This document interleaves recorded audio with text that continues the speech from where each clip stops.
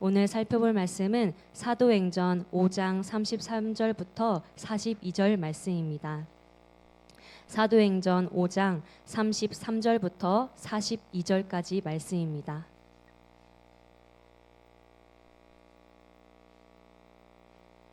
33절의 말씀을 제가 먼저 읽겠습니다.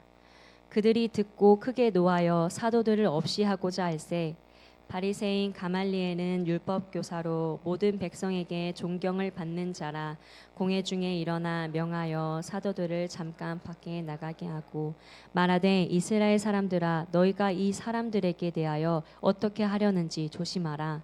이전에 드다가 일어나 스스로 선전하매 사람이 약 400명이나 따르더니 그가 죽임을 당하매 따르던 모든 사람들이 흩어져 없어졌고 그 후 호적할 때에 갈릴리의 유다가 일어나 백성을 깨어 따르게 하다가 그도 망한즉 따르던 모든 사람들이 흩어졌느니라. 이제 내가 너희에게 말하노니 이 사람들을 상관하지 말고 버려두라.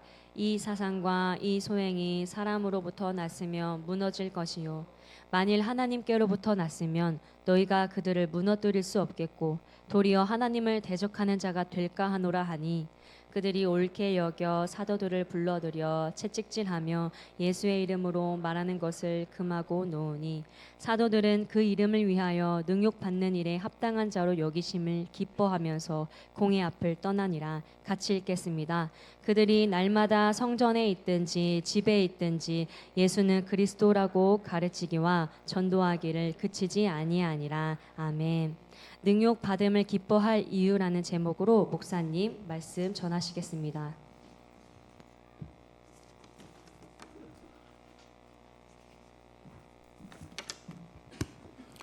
우리 옆에 분과 인사 나누겠습니다. 예수님이 당신과 함께 하십니다. 부활하신 예수님께서 우리와 항상 함께 하심을 믿고 우리가 또 그렇게 행동했으면 좋겠습니다. 사도행전 말씀 계속 이렇게 이야기를 나누는데요. 제자들이 사내들인 공회 앞에서 담대하게 복음을 전했어요. 그랬더니 그 이야기를 들은 사내들인 공회원들이 예수 자신들이 죽인 예수가 다시 살아남으로써 자신들의 재판이 이제 잘못됐다라고 지적하니까 종교 지도자들이 어떻겠습니까? 마음이 불편하죠. 오늘 표현으로는 분노하였다, 크게 노하였다라고 이야기를 합니다. 심지어는 성령까지 들먹이면서 자기들을 하나님께 순종하지 않는 자로 이렇게 몰아세우니까 종교자들이 크게 화를 냅니다. 여기서 크게 노하였다라는 것은 얼굴이 화가 나서 울그락불그락 하는 그런 표현이고요. 그리고 주먹을 불끈 쥐는 행동을 나타낼 때 사용된 단어입니다. 우리도 그렇죠. 누군가 내 앞에서 모욕적인 말을 한다든지 나에게 수치를 준다든지 나에게 조롱을 주면 어떻습니까? 얼굴이 막 빨간해지고 정말 내가 어떻게 되면 저 사람 한 대 때리고 싶다라는 그런 행동을 지금 이들이 하고 있다라는 것이죠. 별것 아닌 것들이라고 생각했는데 정말 이 갈릴리 촌사람들이라고 생각했는데 그들이 말 잘하는 것도 있지만 또한 자신들에게 수치와 모욕을 주는 것에 대해서 분노하고 화가 치밀어 오르는 겁니다. 그래서 이들이 내린 결론은 뭐냐? 이들이 내린 결론은 그들을 없이 하고자 하자, 죽여야겠구나라고 생각했어요. 자신들이 가진 어떤 힘과 권력으로 얼마든지 이 갈릴리 촌놈들을 죽이는 것은 아무 문제가 되지 않는다라고 생각했기 때문인 것이죠. 그래서 예수님을 죽였듯이 사도들도 죽이고자 이들이 했다라는 겁니다. 복음을 들었을 때 믿고 따르는 부류의 사람들이 있는 반면에 이 공회원들 사람들처럼 분노하며 격분하는 부류의 사람들이 있다라는 겁니다. 그렇다면 왜 분노하며 격분할까? 복음이라는 것이 좋은 소식이잖아요. 근데 그걸 들으면서 왜 분노할까? 여러 가지 이유가 있겠지만 아마 강팍한 마음 때문일 겁니다. 자기는 의롭다고 생각을 하죠. 그렇기 때문에 회개할 것도 없고 예수님의 십자가의 보혈도 필요 없다라고 생각을 합니다. 우리가 전도하다 보면 이런 분들 많이 만나요. 자기 의에 사로잡힌 사람을 만납니다. 그래서 당신이 죄인입니다라고 이야기를 하면 화를 내고 그 죄인이라는 단어를 엄청 싫어하는 것이죠. 내가 지금까지 법 없이 살아왔는데 네가 뭔데 나를 죄인이라 하느냐라고 화를 냅니다. 기분 나빠하는 것이죠. 그 사람들은 어떻게 보면 강팍한 마음이 그 복음을 받아들이지 못하도록 합니다. 두 번째는 육에 속한 사람일 때문, 육에 속한 사람인 경우도 있어요. 아무리 교회에 출석을 하고 종교적인 의식에 참석하고 성경 지식이 있다 하더라도 추구하고 바라는 그 가치관이 세상적인 가치관에 있기 때문에 이 복음의 진리를 이해를 하지 못하는 것이죠. 내가 어느 정도 선을 정합니다. 그 선만 넘지 않으면 괜찮아요. 그렇지만 내가 정한 선을 넘었을 때는 이야기가 달라지는 것이죠. 뭐 종교에 열심인 사람들, 종교적인 사람들 보면 도덕적으로는 정말 뛰어납니다. 아마 기독교인들보다 더 뛰어난 종교인들도 많이 있어요. 그러나 이 복음에는 헌신과 순종을 요구할 때가 있거든요. 그런데 내가 정해놓은 그 선을 넘어선다면 화를 내고 분을 내게 되는 것이죠. 복음은 때로는 우리에게 헌신과 순종, 결단을 요구할 때가 있습니다. 어떤 때는 나의 한계를 뛰어넘는 믿음을 요구할 때도 있는 것이죠. 그러나 육에 속한 사람은 그런 것을 요구할 때 수용할 수 없기 때문에 내가 정한 선을 넘는다라고 생각하기 때문에 싫어하면서 복음을 받아들이지 않는 것이죠. 마지막은 어찌 보면 사단의 역사, 오늘 보면 나오는 이 사내들인 공예의 사람들일 수 있는데요. 사단의 역사가 있는 것이죠. 화를 내는 정도가 아니라 죽이려고 합니다. 복음에 전해지는 것을 방해하는 것이죠. 사단의 계략입니다. 미움과 시기와 질투, 살인은 이 악한 영에 속한 영역인 것이죠. 예수님의 일을 대적하고 싫어합니다. 예수님을 죽이고 예수님을 십자가에 못 박은 사람들을 선동하고자 했던 그 사단의 역사가 일어난다면 복음을 싫어하고 복음을 배척하고 복음을 멀리하게 된다라는 것이죠. 그런 이제 사내들인 공예 가운데 이런 분위기가 일어났어요. 그런데 오늘 보니까 어떤 한 사람이 등장을 합니다.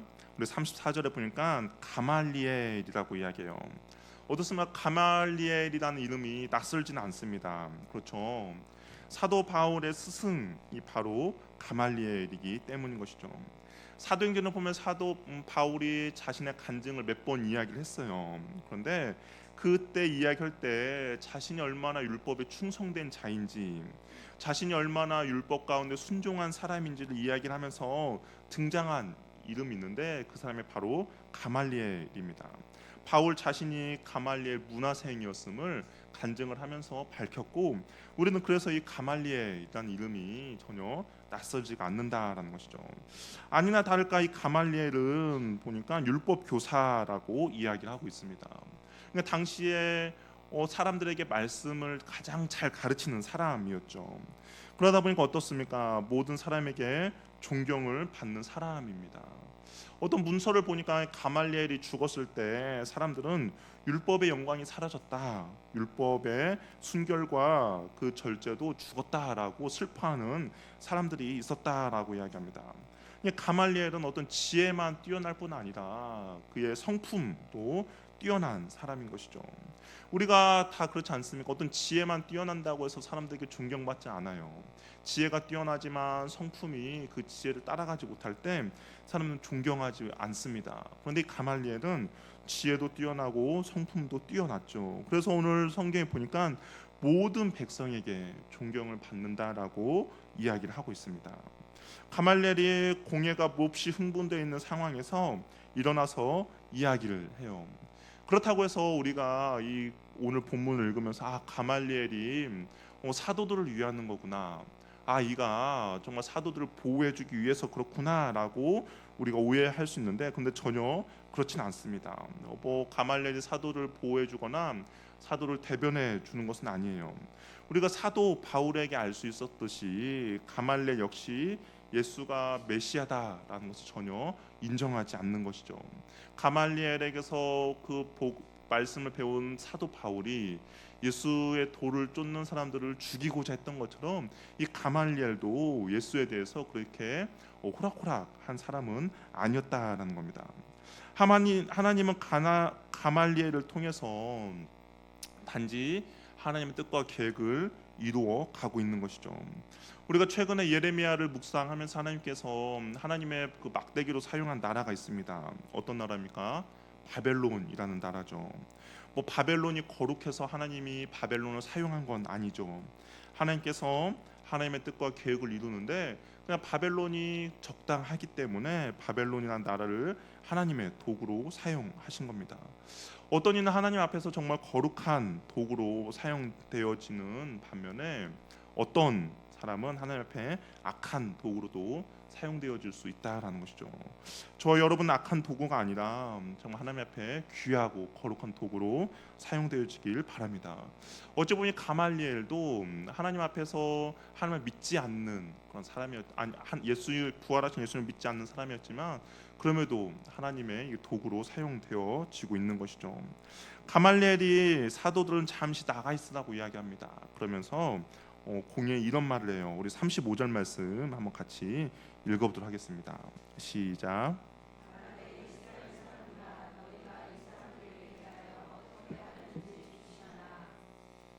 공예 사람들이 사도들을 죽이자, 예수님처럼 십자가에 못 박자라는 주장을 하니까 좀 더 신중하자라고 말을 하는 것이죠. 이 일을 감정적으로 대처하지 말자라는 겁니다. 현명하고 지혜롭게 해결하자라는 것이죠. 아무래도 주변에 있는 사람들, 예루살렘에 있는 모든 사람들이 이 사도들을 칭찬하고 있고 이들이 하는 일에 대해서 긍정적인 마음을 갖고 있기 때문에 아마 가말리엘이 이런 의견을 제시한 겁니다. 이런 모습을 보면서 역시 모든 사람들에게 존경받을 만한 사람임을 알 수 있는 것이죠. 감정이 격해져 있는 상태에서 현명한 결정을 할 수는 없다라는 것이죠. 흥분한 상태로 결정을 하게 되면 반드시 말이 나오고 뒷말이 따르기 때문입니다. 그래서 흥분한 상태에서 어떤 실수를 할 수 있기 때문에 실수하지 않도록 좀 더 신중하자라고 권면하는 것이죠. 그래서 한번 쉼을 갖고 감정을 추스리고 다시 시작하자라는 그런 제안을 이 가말리엘이 하고 있다라는 겁니다. 그러면서 이런 이야기를 해요. 우리 36절 37절 말씀도 같이 한번 읽어보도록 하겠습니다. 시작.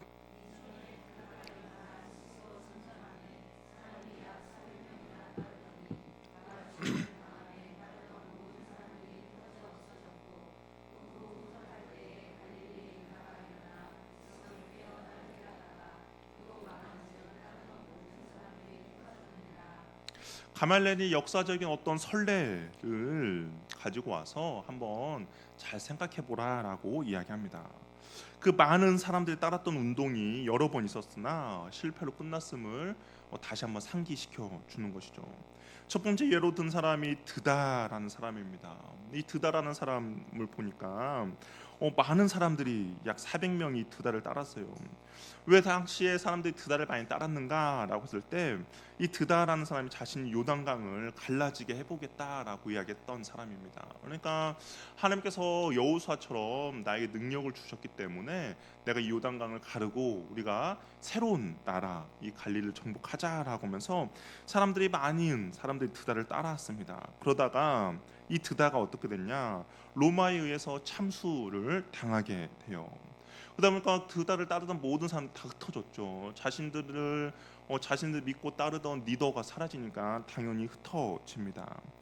또 한 사람을 예로 들어요. 갈릴리 유다라는 사람입니다. 이 사람은 이제 로마가 세금을 걷기 위해서 인구 조사를 하게 되는 것이죠. 그러다 보니까 이 유다라는 사람이 우리가 인구 조사에 참여하는 거, 우리가 하나님을 믿지 않는 로마 황제에게 세금을 바치는 것은 옳지 않다라고 하면서 반란을 일으킵니다. 그러다가 결국 이 갈릴리 유다라는 사람도 진압이 됩니다. 그러다 보니까 그를 따르던 모든 사람들도 다 흩어지게 되었던 것이죠. 결국 드다의 경우와 마찬가지로 유다도 망했다라고 이야기합니다. 그러면서 이 가말리엘이 하는 이야기가 그렇죠. 아무리 뛰어난 리더가 있더라도 리더가 사라진 상황에서는 그를 따르던 운동했던 모든 것들이 다 흩어지고 사라지게 됐다라고 이야기합니다. 공회에서 이런 이야기를 하는 이유는 무엇입니까? 당장 눈앞에 보이는 현상만 보지 말고 과거에도 비슷한 사건이 있으니까 이들의 운동 또한 금방 사라지고 흩어질 것을 이야기를 하는 것이죠.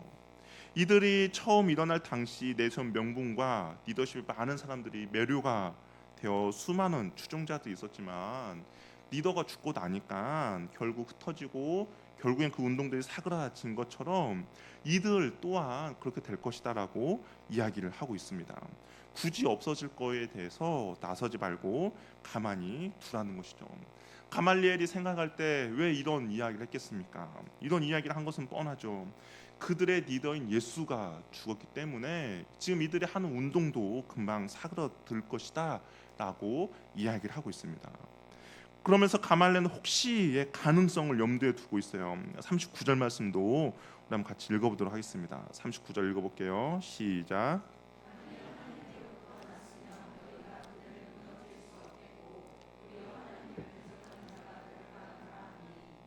이 가말레 그러면서 혹시 왜냐하면 왜 이런 표현했냐면 지금 사도들이라든지 아니면 그 예수님이 했을 때 하나님에 대한 이야기를 했거든요. 그다음에 혹시 하나님께로부터 났으면 이것은 우리가 어떻게 할 수 없다라고 이야기를 합니다. 하나님의 손에 맡겨야 한다라고 이야기하는 것이죠. 하나님께로부터 났는데 우리가 그것을 방해하거나 억압한다면 오히려 하나님과 싸우는 격이 되기 때문에 신중해야 된다라고 이야기를 하는 것이죠. 이 공예원 사람들이 가말리의 이야기를 듣고 나니까 대단히 설득력 있는 권면입니다. 가말리의 지혜로움도 있죠. 역사 의식도 있습니다. 그리고 양심과 성품도 바른 사람입니다. 그리고 하나님의 일하심도 인정하는 사람이에요. 그런데 이 가말리엘에게 없는 한 가지가 있습니다. 무엇일까요? 부활하신 예수님은 없는 것이죠. 요즘 말로 표현한다면 교양 있고 세련된 종교인이라고 할 수가 있습니다. 딱 거기까지인 것이죠. 율법에 대한 깊은 연구를 통해서 정말 당시로서는 타의 추종을 불허할 만큼 지식과 구약의 말씀의 해석인 능력이 있음에도 불구하고 율법이 궁극적으로 가리키고 있는 예수 그리스도를 그 그리스도께까지 이르지 못하고 있는 것을 볼 수가 있는 것이죠. 부활하신 예수님을 믿고 따라야 말씀의 온전한 이해와 말씀이 가리키고 있는 예수 그리스도 온전히 볼 수가 있는데 부활하신 예수님을 믿지 않다 보니까 종교인에 멈출 수밖에 없다라는 것이죠. 진정한 그리스도인까지 되지 못하는 모습을 보여주고 있다라는 겁니다. 지성 성품이 최고여도 영적인 눈이 어두울 수도 있다라는 것이죠. 기도를 많이 하고 성경을 많이 읽더라도 예수는 온전히 바라보지 못할 수도 있다라는 겁니다. 우리는 어떻게 구원을 받았습니까? 하나님이 나를 선택하시고 구별케 해주시고 성령을 통해서 믿음을 주셔서 우리는 구원을 얻게 됐습니다. 뭐 인품이 뛰어나고 성품이 뛰어나도 구원을 못 받을 수도 있는 것이죠. 그래서 신앙생활은 왜 나를 구원해 주셨는가? 이 감격이 살아 있어야 하는 것이죠. 내가 무엇이기에 나를 구원해 주시고 나를 선택해 주셨는가? 감사와 겸손한 고백이 우리의 신앙생활 가운데 있어야 한다라는 겁니다. 겸손한 고백이 있기에 그는 좀 기쁨을 누리게 되는 것이죠. 항상 기뻐하며 감사할 수 있는 이유가 하나님께서 보잘것없는 나를 택해 주시고 구원해 주셨기 때문인 것이죠. 우리의 기쁨과 감사는 겸손함으로 구원의 감격을 누리는 것이 우리가 주님 앞에 나아가는 신앙생활의 모습이라는 겁니다. 근데 가말리엘에게는 이런 부활하신 예수님에 대한 믿음이 없었습니다. 그렇기 때문에 정말 그 시대에 뛰어난 종교인일 수는 있어도 진정한 그리스도인에게는 도달하지 못한 것이죠. 이 가말리엘의 제안에 공예는 어떻게 반응했습니까? 우리 40절 말씀도 같이 한번 읽어보도록 하겠습니다. 시작.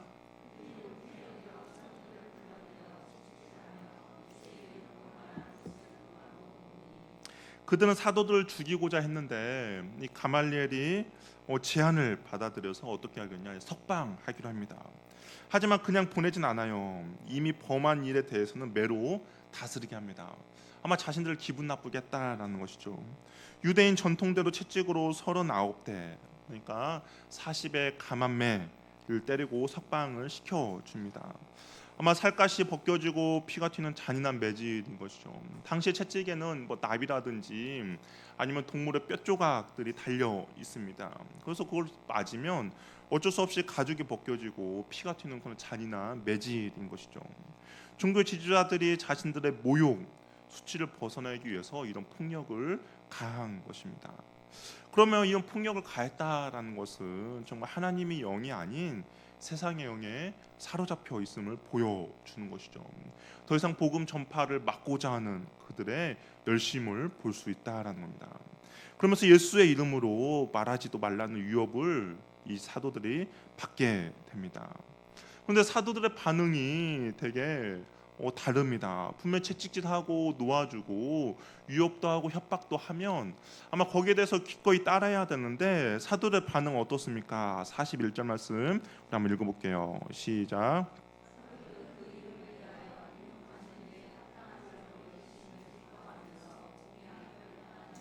사도는 어떻습니까? 능욕 받는 일에 합당한 자로 여겼다라고 이야기합니다. 그러면서 어떤 표현이 나옵니까? 기뻐하였다라고 이야기하는 것이죠. 오히려 사도들은 예수님의 이름으로 능욕받는 것을 당연하게 여기고 기뻐했다라는 겁니다. 사도들이 이렇게 할 수 있었던 이유는 부활하신 예수가 나와 함께하고 계심을 믿었기 때문인 것이죠.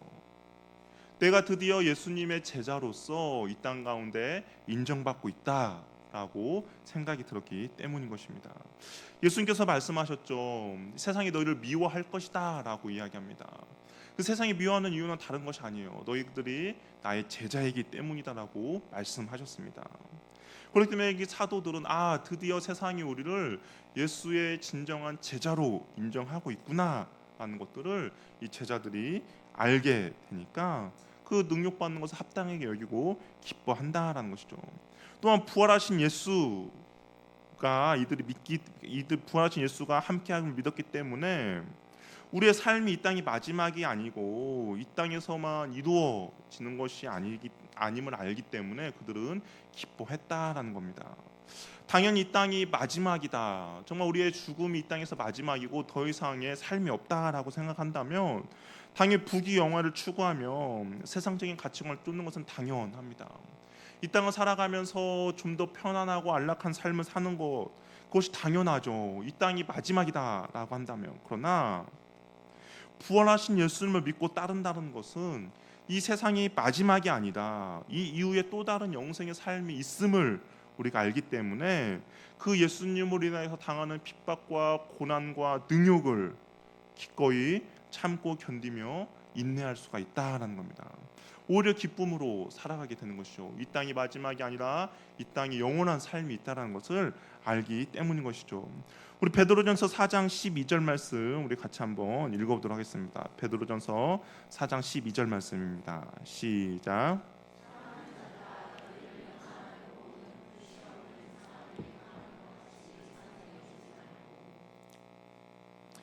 계속 읽으면 오히려 너희가 그리스도의 고난에 참여하는 것으로 즐거워하라. 이는 그의 영광을 나타나실 때 너희도 즐거워하고 기뻐하게 하려 함이라.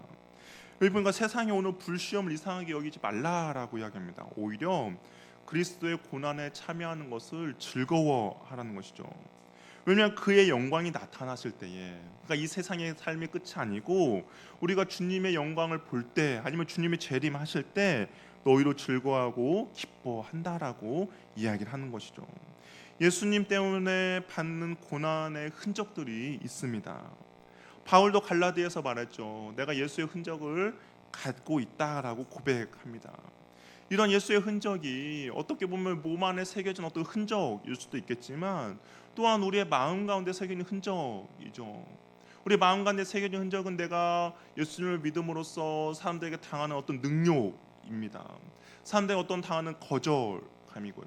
사람들에게 당하는 어떤 모욕감일 수도 있다라는 겁니다. 그런데 이러한 흔적이 이 땅에서는 의미가 없고 가치도 없어 보일 수도 있어요.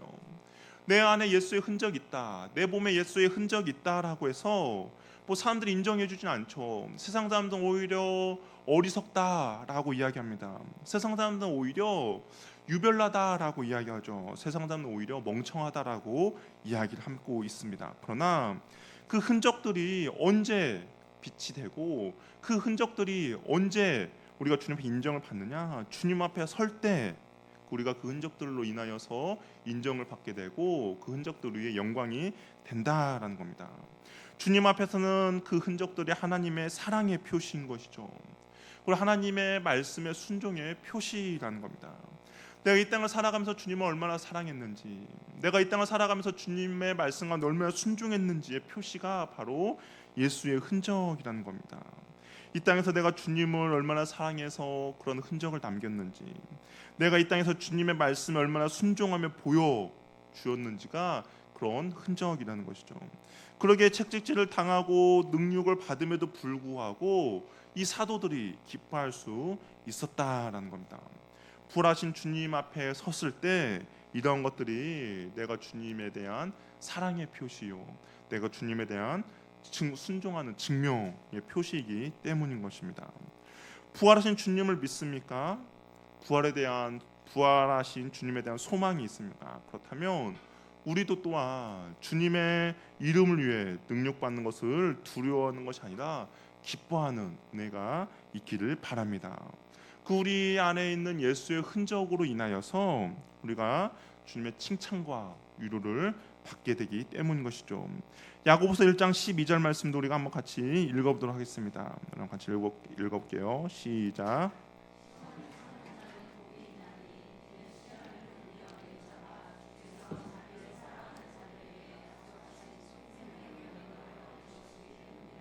시험을 참는 자, 그 시험을 견뎌내는 자는 주께서 자기를 사랑하는 자들이라는 겁니다.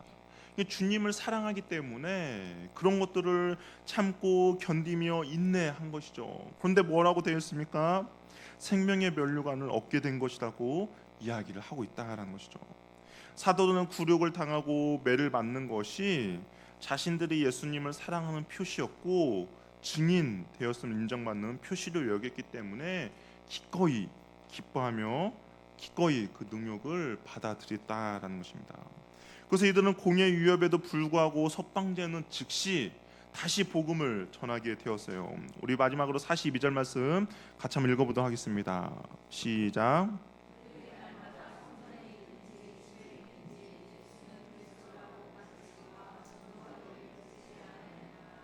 그들이 날마다 성전에 있든지 집에 있든지 가르쳤다라고 합니다. 성전 앞에서 어떤 곳이었어요? 자신들이 체포당하여서 구금된 장소죠.